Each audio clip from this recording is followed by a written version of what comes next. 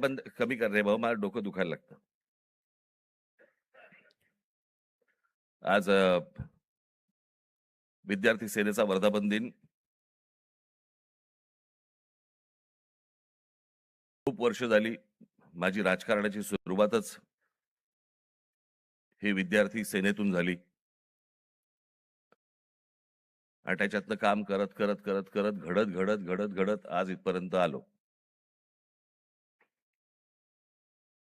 अमित आणि त्याचे सगळे सहकारी उत्तम काम करतील अशी अपेक्षा आहे, आशा आहे.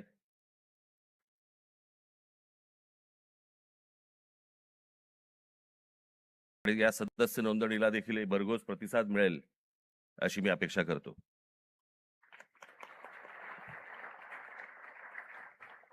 आज एवढ्या मोठ्या आंदोलनानंतर आज इतक्या लगेच विद्यार्थ्यांच्या आंदोलनानंतर लगेच इतक्या लवकर विद्यार्थी सेनेचा वर्धापन दिन आलाय.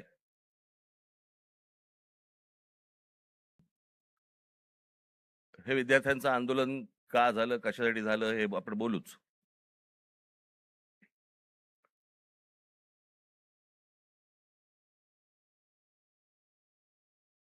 परंतु मी ज्या वेळेला कामाला सुरुवात केली त्यावेळेला काळ वेगळा होता, विषय वेगळे होते, आत्ताचे विषय वेगळे आहेत. त्यावेळेचा तरुण वेगळा होता, आत्ताचा तरुण वेगळा आहे. तेव्हाचे विद्यार्थी वेगळे होते, आत्ताचे विद्यार्थी वेगळे आहेत.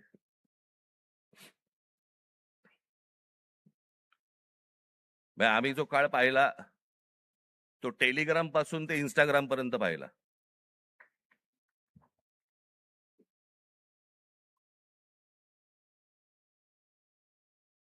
आणि आत्ताच्या ह्या सगळ्या काय ठीक आहे जेनझी म्हणजे 97 पासून जे जन्माला आले ते 2011 पर्यंतचे, बरोबर ना? 12 पर्यंत तेच ते.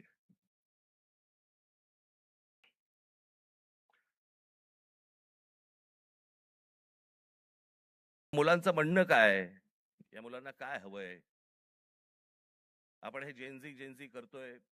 इंग्रजी बोलणारी फक्त जेनझी नसतात. माझी विद्यार्थी सेनेच्या सर्व सहकार्यांना माझी विनंती आहे, जेनझी 97 नंतर जन्माला आलेले 2011 पर्यंत 12 पर्यंतची मुलं ही महाराष्ट्राच्या ग्रामीण भागात पण आहेत.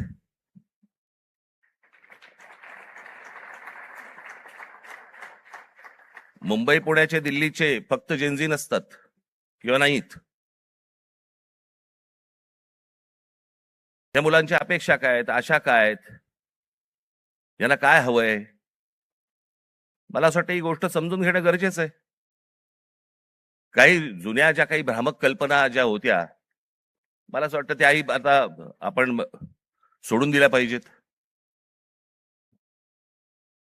आमच्या काळामध्ये आम्ही त्यावेळेला लहान असताना आमचे आई वडील सांगायचे, डोक्याला रात्री झोपताना तेल लावत जा, बुद्धी तल्लख होते. एका माणसाने आयुष्यभर केसाला तेल चोपडलं पण बुद्धी नाही आली.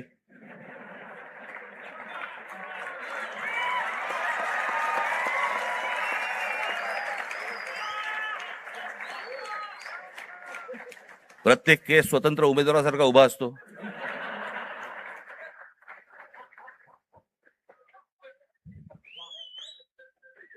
आणि हे म्हणे शिक्षण आणि तंत्रज्ञान मंत्री.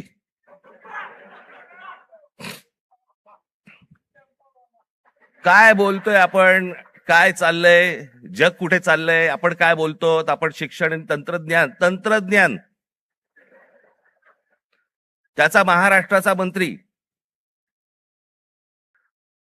दगडावरच्या फुटप्रिंट्स, त्यांना फिंगरप्रिंट्स म्हणायच्या होत्या,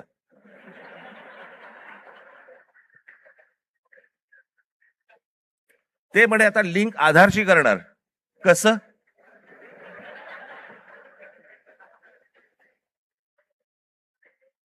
मला चंद्रकांत पाटलांच्या मेंदूवरचे मला फिंगरप्रिंट्स बघायचे आहेत.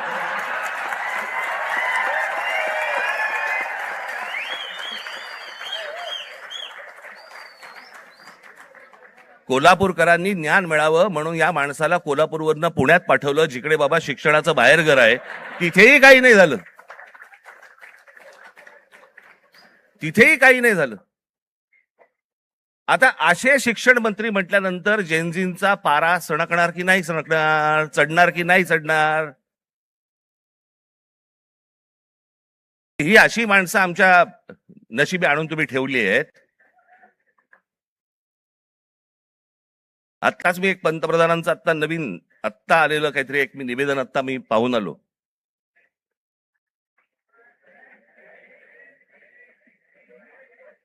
ज्यात त्यांनी असं सांगितलेलं आहे की ज्या प्रकारचे व्हिडिओज आणि ज्या प्रकारची भाषा वापरली गेली ती अयोग्य आहे. मला मान्य आहे.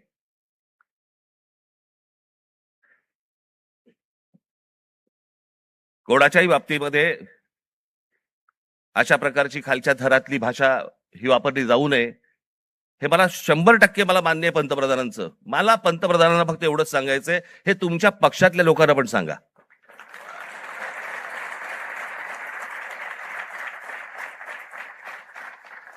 महात्मा गांधींपासून जवाहरलाल नेहरूंपासून इंदिरा गांधींपासून आतापर्यंत सगळ्यांपर्यंत आमच्यापर्यंत ज्या प्रकारची तुमची ट्रोलची जी काही टीम प्रत्येक राज्यांमध्ये जी बसवलेली आहेत, लोक बसवलेली आहेत, ते कोणत्या भाषेमध्ये आणि कोणत्या गोष्टी करत असतात मी पाहत नाही. मला ज्या गोष्टी कानावरती येतात, आज अनेक कलाकार आहेत महाराष्ट्रामधले, अनेक कलाकार आहेत, ते म्हणतात बाबा बोलायलाच नको, काही लिहायलाच नको, इतक्या शिव्या पडतात, इतक्या गोष्टी होतात. ही यांचीच माणसं भरलेली आहेत. मला असं वाटतं पंतप्रधानांनी त्याही लोकांना सांगावं की त्यांनी बंद करावं म्हणून. हे गेल्या 12 वर्षातच सगळी सुरुवात झाली. भारतीय जनता पक्षाचे जी काही ट्रोलच्या टीम्स आहेत यांनी ह्या ज्या गोष्टी सुरू केल्या, याच्यातनच हे ज्याला म्हणतो ना आपण, जे तुम्ही पेराल तेच उगवेल, तेच आलं अंगावर तुमच्या. पंतप्रधानांनी सांगितलं की मला शिव्या दिल्या, माझ्या आईबद्दल बोलले. चुकीचंच आहे, हे मनापासून सांगतो मी, हे चुकीचंच आहे. पण मला जी पंतप्रधानांना विनंती आहे, दुसऱ्यांनाही आया असतात.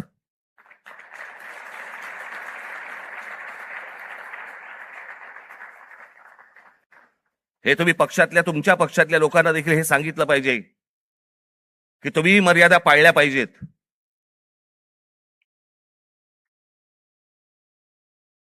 आज पंतप्रधान सांगतात की मी त्या मुलांना सगळ्यांना माफ केलं, पण इतकी 12 वर्ष तुमच्या लोकांनी जे काही केलंय त्याची माफी कोण मागणार?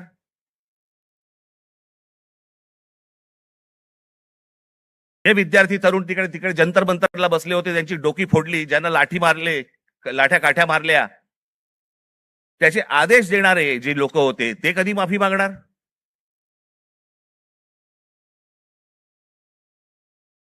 आणि मला असं वाटतंय की हे मूळ हे काय झालंय, नीटची परीक्षा हे कारण आहेच. हे प्रत्येक ठिकाणी त्याला जो काही रिस्पॉन्स मिळाला, सगळेच काही विद्यार्थी होते, तरुण होते, अनेक जे विद्यार्थी दशेतनं बाहेर आलेले आहेत, अनेक तरुण होते, अनेक तरुणी होत्या. हे का आले रस्त्यावरती? त्याचं कारण सभोवतालचं वातावरण. आज अनेकांना वाटलं की हे फक्त नीटची परीक्षेचे पेपर फुटले, हे कारण होतं त्या आंदोलनाचं. पण त्या आंदोलनाने जे रौद्र स्वरूप धारण केलं त्याचं कारण हे आजूबाजूचं इतक्या वर्षांचं साचलेलं जे काही आहे ना, मला फुटपाथवरनं चालता येत नाही, माझ्याकडे पाणी तुंबलेलं असतं, माझ्याकडे बागा नाहीत, माझ्या लहान मुलांना खेळायला माझ्या मैदानं नाहीत, बाहेर कुठे घेऊन जायला जागा नाही, शिक्षण झालंय, नोकऱ्या मिळत नाहीयेत, सगळ्या कंपन्या खासगी लोकांना दिल्या जात आहेत, एकाच उद्योगपतीवरती मेहरबानी सुरू आहे, त्यालाच सगळी जंगलं दिली जात आहेत, त्यालाच सगळ्या जागा दिल्या जात आहेत. जेव्हा कधी बघावं तेव्हा या देशामध्ये फक्त निवडणुकाच सुरू आहेत, आमदार खासदार फोडले जात आहेत, 50-50, 100-100 कोटी. डिजिटल इंडिया, तुमच्याकडचे पैसे हे सगळे काय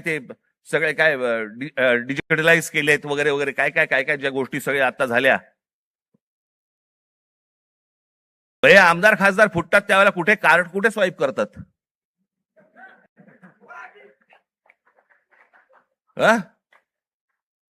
उलटा उलटा कार्ड स्वाईप.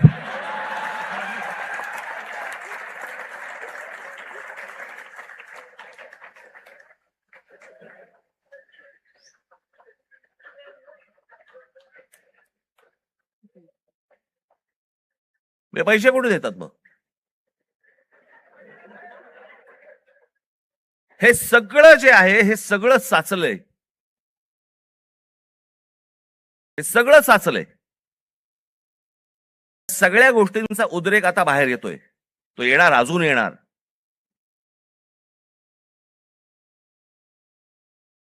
हा विषय कोणाला तरी सत्तेवरनं खाली खेचणं आणि कोणाला तरी सत्तेवरती आणणं हा एवढ्या पुरता मामूली विषय नाहीये. हा देशाचा विषय आहे.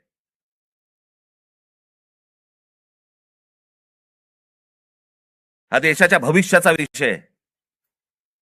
देशातल्या विद्यार्थ्यांच्या, तरुणांचा भविष्यातला विषय हा. काय होणार आहे त्यांचं? आज माझ्या महाराष्ट्रातल्या ग्रामीण भागामध्ये, देशातल्या आज ग्रामीण भागामधला तिकडचा तरुण, तिकडच्या तरुणी काय करत असतील दिवसभर? काय विचार करत असतील? तिकडचा तरुण ज्यावेळेला विचार करत असेल की बाबा माझ्या बाजूच्या घरामध्ये एकाने, शेतकऱ्यांनी, माझ्या वडिलांचे मित्र होते, त्यांनी आत्महत्या केली. त्यांच्या अंत्यविधीसाठी तो मुलगा जाणार, विचार काय करणार? हे माझ्या वडिलांच्या मनामध्ये येऊ नये. मग याच्यासाठी मी काय केलं पाहिजे? मग मी शहरात गेलं पाहिजे. मग शहरात गेल्यावरती काय होणार माझं? मला कुठून नोकरी मिळणार? मला कुठून शिक्षण मिळणार? माझं पुढे काय होणार?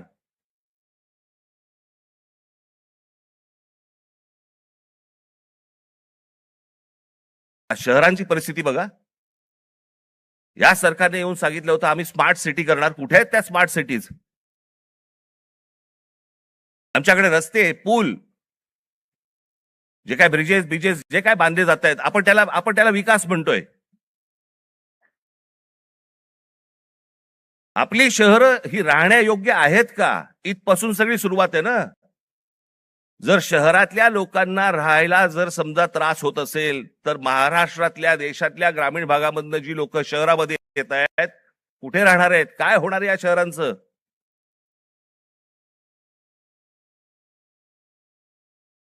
आता एक जस्ट तुमच्यासाठी म्हणून एक आकडा म्हणून आणलाय. आजची देशाची शिक्षणाची परिस्थिती हे वर्तमानपत्रांमध्ये आलेलं, वेबसाईट वरनं काढलेलं, अनेक गोष्टींमधनं आलेलं, हे त्याच्यातनं मी हे तुमच्या समोर मांडतोय. आजची देशाची शिक्षणाची परिस्थिती काय आहे? देशातील 1,00,000 शैक्षणिक संस्थांमध्ये मुलींसाठी स्वच्छतागृह नाही. 1,00,000. 15,000 शाळांमध्ये पिण्याच्या पाण्याची सुविधा नाही. 2004 मध्ये 8,00,000 शिक्षकांची पदे जी रिक्त होती ती 2026 मध्ये ही संख्या 10 लाखावरती पोहोचलेली आहे. शिक्षक हवे 10 लाख. 23 ला जॉईंट एंट्रन्स एक्झाम परीक्षार्थ्यांसाठी फक्त 1,00,000 जागा उपलब्ध आहेत. 2014 मध्ये 3,00,000 विद्यार्थी परदेशात शिक्षणासाठी गेले होते. 2014 ला 3,00,000. तर 2026 मध्ये ही संख्या 9,10,000वरती पोहोचली. आज इतकी मुलं परदेशात जात आहेत. का परदेशात जात आहेत? मी 2014 साली मी एक डॉक्युमेंटरी केली होती, छोटीशी एक फिल्म केली होती 16 मिनिटाची. आपण जरूर बघा, युट्यूब वरती आहे.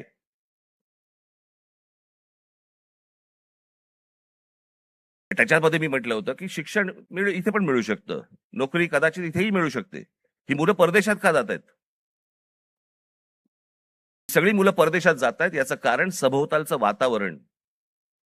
मी माझ्या घरातनं बाहेर पडल्यावरती मला आनंद मिळाला पाहिजे की मी काय शहरामध्ये राहतोय, काय सुंदर रस्ते आहेत, काय चांगले फुटपाथ आहेत, काय चांगल्या बागा आहेत, काय चांगली मैदान आहेत, स्पोर्ट्स कॉम्प्लेक्स आहे. मला प्रत्येक गोष्टीला वाव आहे.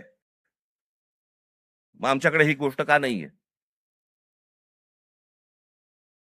कित्येक चित्रकार, कित्येक खेळाडू आज आमच्या ग्रामीण भागामध्ये आहेत. वावच नाही. काय करायचं पुढे माहिती नाही, कोणाला भेटायचं कल्पना नाही. हे जे सगळं साचलंय ना, हे साचलेलं सगळं बाहेर येतंय. नीटचे पेपर फुटण्याचा राग आहेच, पण हे जे बाकीचं जे साचून ठेवलेलं आहे ना, त्याचं काय करणार आहात?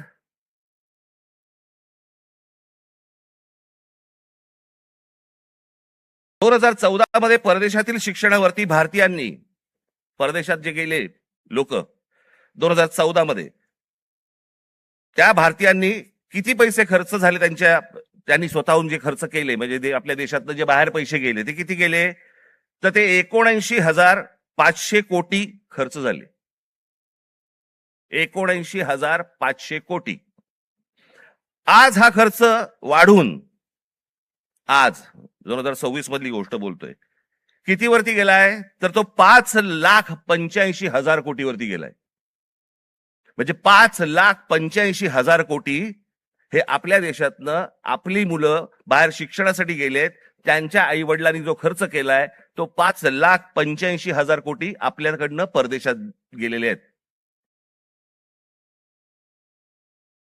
हजारो उद्योगपती, हा तर लोकसभेमधला आकडा आहे, हजारो उद्योगपती आपला सगळा बोजा बिस्तारा गुंडाळून परदेशात निघून गेलेत.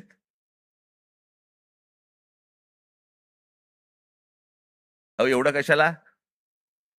ज्यांनी मोदींवरती चित्रपट काढला होता, नरेंद्र मोदींवरती चित्रपट, आणि ज्याच्यामध्ये नरेंद्र मोदींची ज्यांनी भूमिका केली होती तो विवेक ओबेरॉय, तो दुबईमध्ये राहायला गेला. दुबईचा नागरिक आहे तो भारतात राहत नाही. मोदीजींनी खूप चांगलं काम केलंय, मोदीजी देशाला मोठं करतायत, मोदीजी देशामध्ये काय काय काय उद्योग आणतायत, हे आणतायत वगैरे वगैरे, अशी मुक्ता फळं जी आता केली. तो कोण? आर माधवन, माधवन ना, तो आर माधवन. विचारा कुठे राहतो हा आर माधवन? दुबईमध्ये स्थायिक झालेला आहे. त्यांना जर समजा या देशाबद्दल आहे प्रेम, या देशातल्या पंतप्रधानांबद्दल प्रेम आहे, ते विकास करतायत, हा जर समजा ह्यांना विश्वास आहे, हे परदेशात का जाऊन राहतायत? हे परिवारासकट दुबईला जाऊन का राहतायत? इथे येणार, स्पॉन्सर फिल्म मध्ये काम करणार, गव्हर्नमेंट स्पॉन्सर्ड फिल्म मध्ये, ते धुरंधर बिरंदर, आणि मग इथून करून जाणार परत दुबईला. देशात खूप चांगलं चाललेलं आहे, मी चाललो दुबईला. ही माणसं दुबईला जात आहेत, या मुलांचं काय घेऊन बसलोय आपण?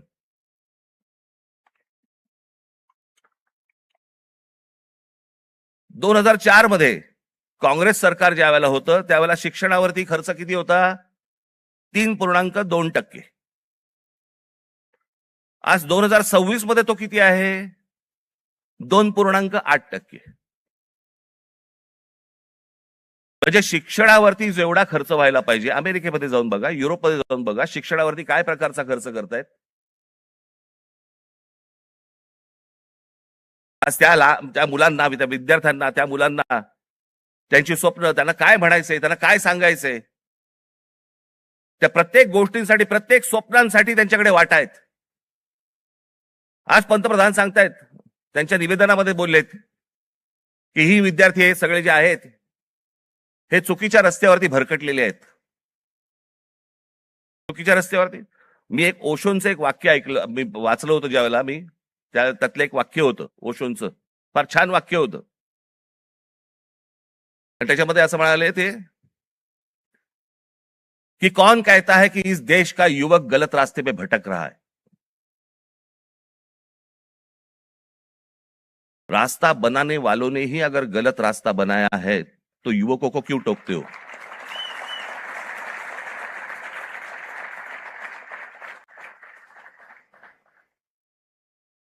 ते चुकीच्या रस्त्यावरती नाही आहेत. त्यांच्या आशा, अपेक्षा, महत्वाकांक्षा या सगळ्या मारल्या जात आहेत.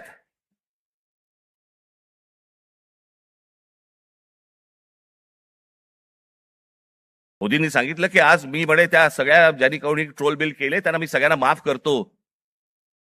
या नीटच्या परीक्षांचे पेपर फुटल्यानंतर ज्या मुलांनी आत्महत्या केल्या त्यांच्या आई वडिलांची कोण माफी मागणार?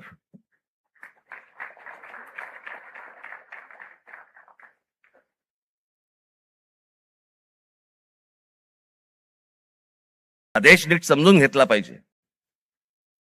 विद्यार्थ्यांचं, तरुणांचं, तरुणींचं म्हणणं, मत हे आपण समजून घेतलं पाहिजे.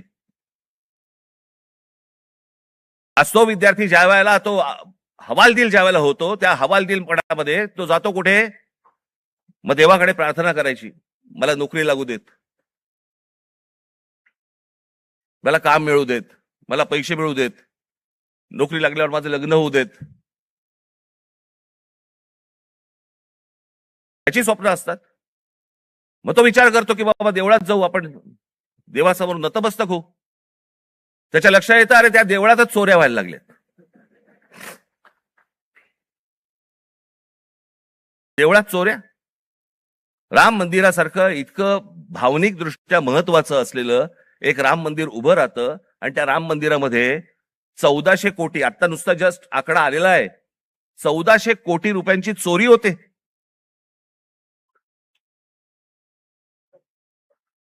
आणि याच्यावरनं सरकारमध्ये असलेले कोणीही त्याच्यावरती बोलायला तयार होत नाहीत. राम मंदिरावरती मतं मागताना बरोबर गेलात तुम्ही. मग ज्या वेळेला 1400 कोटी रुपयांची चोरी झाली, पंतप्रधान स्वतः एकटे गेले होते,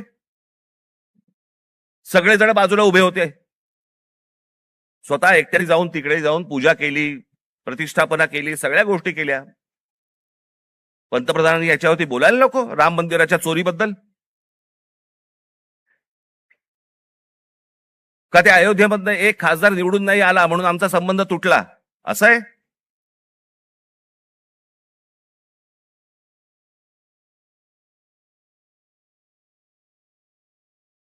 आज तो हवालदिल झालेला जो तरुण आहे, तो या सगळ्या मंदिरांचा रस्ते पकडतोय. धर्मांध बनवू नका त्या तरुणाला. शिक्षणाच्या वाटेवरती लावा. नुसतं जय श्रीराम बोलून होणार काही नाहीये. आज अनेक गोरक्षक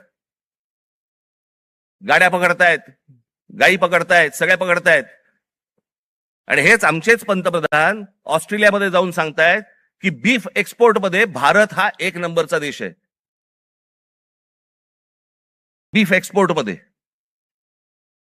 ते कापल्याशिवाय होणार आहे का एक्सपोर्ट मध्ये आपण 1 नंबरचे? त्या गोरक्षकांचं काय करायचं?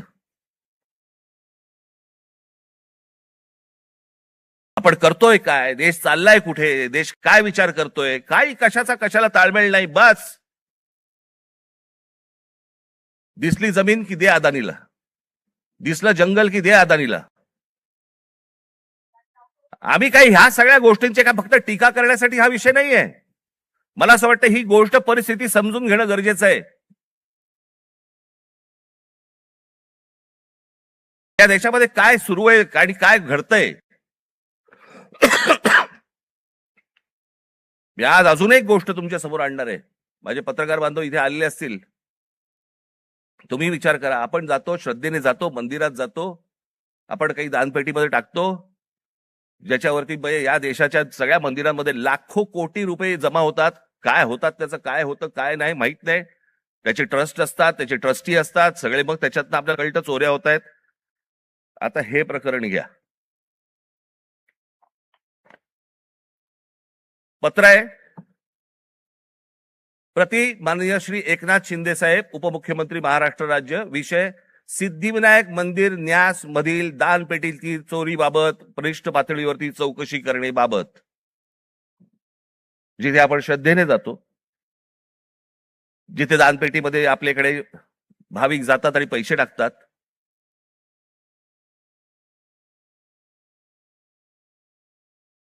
त्याचं कारण असतं ते धर्मासाठी म्हणून आपण असे टाकतो. महोदय, आम्ही स्वाक्षरी करणारे सर्व सिद्धिविनायक न्यास मंदिर प्रभादेवी मुंबई येथील विश्वस्त आहोत. साहेब, आपण विश्वासाने आमची संबंधित ट्रस्टवरती सदस्य म्हणून नियुक्ती केली असून आपल्या विश्वासाला पात्र राहण्याचा आम्ही प्रामाणिकपणे प्रयत्न करत आहोत. भाषा पण बघा, मंदिर आहे का कंपनी येतेच कळत नाही मला. त्यामुळे मंदिरात गेल्या 1.5 वर्षाच्या कालावधीत विविध उपाययोजना राबविताना मंदिराची मिळकत 35% जादा वाढविण्यात आम्ही काही प्रमाणात यशस्वी झालो आहोत. मिळकत तुम्ही कशा यशस्वी झालात? असो, महोदय, विश्वस्तांच्या सतर्कतेमुळे मंदिरातल्या दानपेटीतून पैसे चोरणारे कर्मचारी पकडले गेलेले आहेत. हे कर्मचारी पकडण्यापूर्वी दर बुधवारी मंदिरातल्या दानपेटीतील रकमेची मोजदाद ही 50 लाख रुपयाच्या आत होती. मात्र हे कर्मचारी पकडल्यानंतर गेले 3 आठवड्याची दानपेटी रक्कम ही 1.5 कोटी रुपयांच्या घरात पोहोचली आहे. याचाच अर्थ यापूर्वी दर आठवड्याला दानपेटीतील जमा होणाऱ्या काही रकमेतील काही रक्कम ही लंपास होत होती. त्यामुळे दरवर्षी सुमारे 18 कोटी रुपयांचे मंदिराचे नुकसान होत होते. याचे धागेदोरे वरिष्ठ पातळीवर आहेत असा आमचा ठाम संशय आहे. साहेब, या प्रकरणाची आपण गंभीर दखल घेऊन शासकीय पातळीवरती संबंधित प्रशासनातील वरिष्ठ अधिकाऱ्यांची चौकशी लावावी अशी आमची आपणास विनंती आहे. विश्वस्त मंडळ सिद्धिविनायक गणपती मंदिर न्यास, प्रभादेवी, मुंबई. हे सगळ्यांनी सह्या केल्या आहेत. राहुल लोंढे, भास्कर शेट्टी, महेश मुदलियार, जितेंद्र राऊत, मीना कांबळी, मनीषा तुपे, गोपाळ दळवी, सुदर्शन सांगळे, हे त्यांचं पत्र आहे.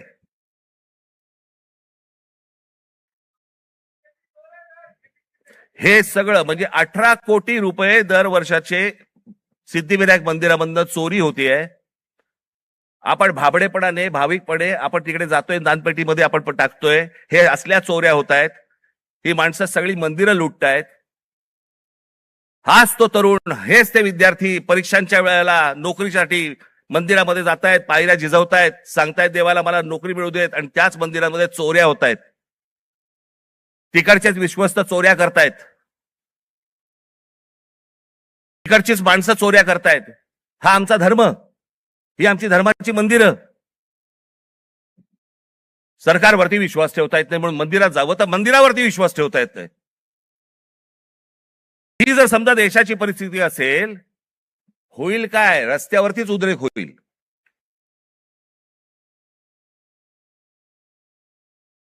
राजकारण सोडून द्या बाजूला.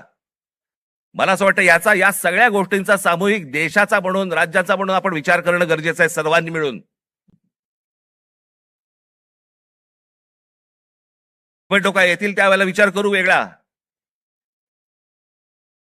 आज काय परिस्थिती आहे, हे का झालं, कशामुळे झालं, हा उद्रेक का झाला? मला असं वाटतं ह्या गोष्टी समजून घ्यायला नको. अनेक बारीक बारीक बारीक बारीक त्याला लेयर्स आहेत, पापुत्रे आहेत. पापुत्रे चढत चढत चढत चढत त्याची वडी झालेली आहे. मला असं वाटतं ही गोष्ट सरकारने समजून घेणं गरजेचं आहे. आज मनातल्या तरुणांच्या, विद्यार्थ्यांच्या आशा, आकांक्षा, महत्वाकांक्षा या मला असं वाटतं विद्यार्थी सेनेने समजून घेणं गरजेचं आहे. नोंदणी होत राहील, त्यांची ते काय विचार करतायत मला असं वाटतं हे पाहणं गरजेचं आहे. याच्यामध्ये जर बदल झाला नाही, मी हीच गोष्ट एकदा मागे जेव्हा नीटचा पेपर फुटला होता 2016 साली, तेव्हा मी पंतप्रधानांना फोन केला होता आणि त्यांना मी सांगितलं होतं की म्हटलं हे तुम्ही स्वतः ह्याच्यामध्ये जातीने लक्ष घाला या प्रकरणामध्ये. म्हटलं देशातले शेतकरी आत्महत्या करतायत, हे मी 2016ला सांगितलं होतं. म्हटलं उद्या हे विद्यार्थी आत्महत्या करतील, आणि आज तेच घडलं. 21 विद्यार्थ्यांनी आत्महत्या केली.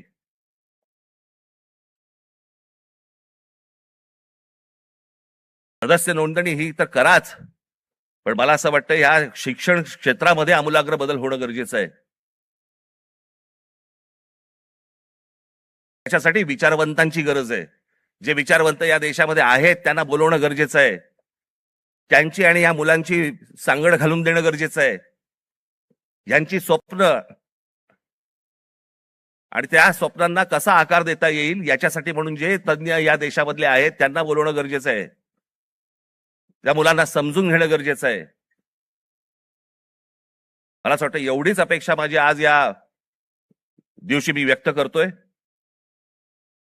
आज या विद्यार्थी सेनेच्या मुलांनी, सर्वात तरुणींनी या महाराष्ट्रातल्या विद्यार्थ्यांची अपेक्षा, आशा, आकांक्षा या समजून घ्याव्यात आणि त्याला आकार देण्याचा मला असं वाटतं जास्तीत जास्त प्रयत्न करावा.